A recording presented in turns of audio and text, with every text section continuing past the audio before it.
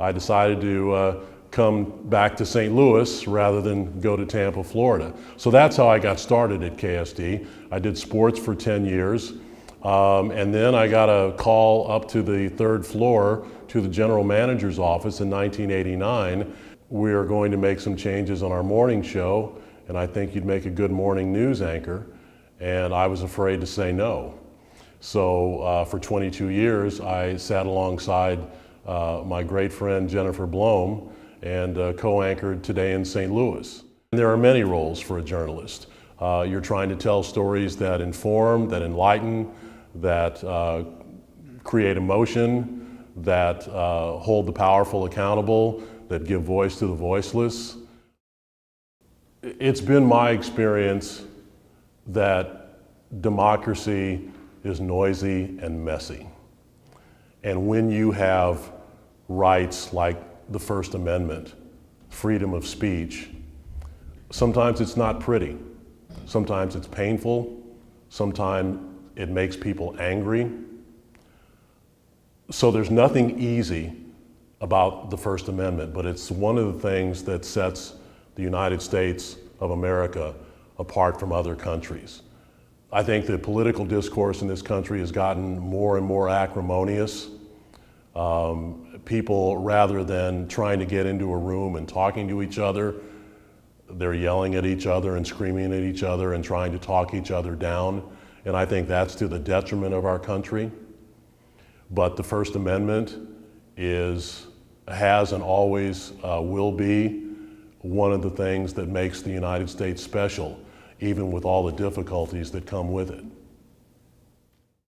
Because of my first documentary, Before They Fall Off the Cliff, The Ripple Effect of Schizophrenia, I became a lot more aware of the variety of stories that are available to tell regarding mental illness and a lot of the legal issues surrounding that, including involuntary commitment. It's not against the law to be mentally ill, and it's not against the law to refuse treatment. And because of that, a lot of families find themselves in turmoil, trying to get help for their loved one who may have bipolar disorder or schizophrenia or some other major psychiatric illness. So that's something that has really informed my reporting. I've done a number of stories on mental illness, post-traumatic stress disorder, involuntary commitment. I've probably emceed maybe 7 or 8 of their fundraising events, which is, that's seems to be a very important element for them. I am a boys club alumnus from St. Charles. I spent many hours at the boys club when I was growing up in St. Charles. So I understand the purpose and what it means to have someone care about you. And basically that's the essence of the Boys and Girls Club. It's a place where kids know that adults care. And that is such a powerful impact that adults can have on kids, because once they know that you care, they listen.